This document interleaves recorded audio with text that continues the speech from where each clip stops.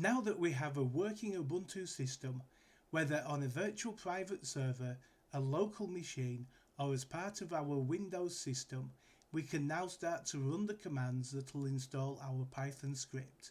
In the first block of commands, we can see here that we're going to get the necessary updates from the system. We're going to upgrade the operating system and reboot. So if I copy those commands here, go into shell ngn and paste them into the command line, it's going to set off doing the update. We'll check back after the reboot. Now the system has rebooted, let's head back to GitHub and get the second command block. Here we can see it's going to install Git if Git is not already installed. It's going to clone this repository from GitHub. It's going to change into the repository direction, make the install and launch shell scripts executable, and run the install script. So as you may have noticed, I've already clicked copy, and when we come back over to our instance in shell ngn, we can paste those and set it off updating. When the install script finishes, we should see some key things. We have a PM2 version 5.3, Python version 3.12, Node.js, npm, Chrome version and Chrome driver. So all the key pieces of software that we need have been installed by the script.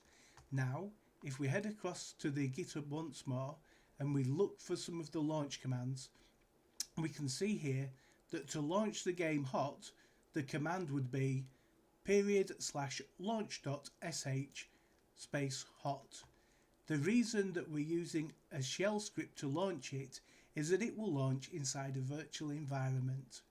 So here, as we copy and paste that, we can see that it launches our app. While we don't by default need to change any of the settings, let's work through them one by one and see what each of them does. So when it asks, should we update our settings, I'll reply, why. First, it asks, should we force a claim on the first run? This is mainly for testing purposes, and if you don't want to wait until your wallet is showing as filled, selecting a why here and making it true will force a claim.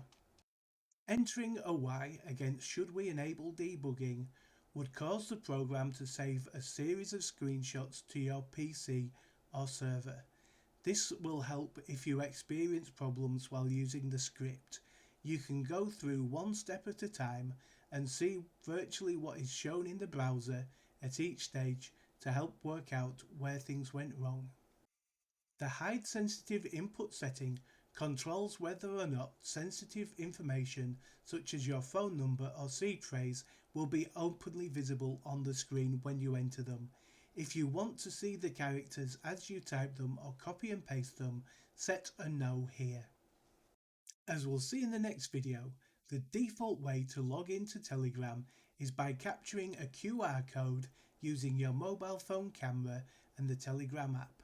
However, if you prefer that they send a one-time password to the Telegram app based on your phone number and country code, then you can set a no here and turn off the QR codes. For each game session that's sat idle between claims, there's a memory overhead of around 35 megabytes. However, when the program's making a claim, this increases to around 450 megabytes. On servers with smaller memory, like in our Amazon Web Services example, this means that you would want to limit the maximum number of concurrent claims to 1. Pending claims will then be held in a queue and wait until a claim slot becomes free. This will avoid overloading the server menu. However, for each additional gigabyte of RAM you have, it's worth increasing the number of concurrent claims by 2.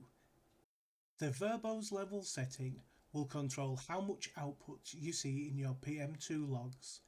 The default of 2 will show the major steps behind each claim and the outcome of that claim. Changing it to a level 3 will show each individual step, never mind how trivial, and a verbose level of 1 will only show that a claim has occurred and whether it's successful or not. As part of the game mechanics, coins are accumulated over time until such point that the storage pot becomes full, and this is considered the optimal time to make a claim by the script. However, to introduce a human-like element into the claim, you can set a maximum and minimum offset timer. For example, a lower offset of -30 and a higher offset of 0 would claim in the 30-minute window prior to the pot becoming full. If we set a lower offset of 0 and a higher offset of +30, it would claim in the 30 minutes after the pot became filled. And if we set a lower offset of -15 and a higher offset of +15, then it would claim somewhere in the quarter of an hour before or the quarter of an hour after the pot became full as a random time. The final setting that users can adjust is the ability to force a new session. If a game account became corrupted and you want to try logging in from the beginning, just select yes here, enter the session name as the next prompt, and when it steps through, the previous session will have been deleted and you can start the process again from the beginning. Now that we reviewed all our settings and made any changes that we want, it's time to proceed to the next video where we'll log into our first Telegram account.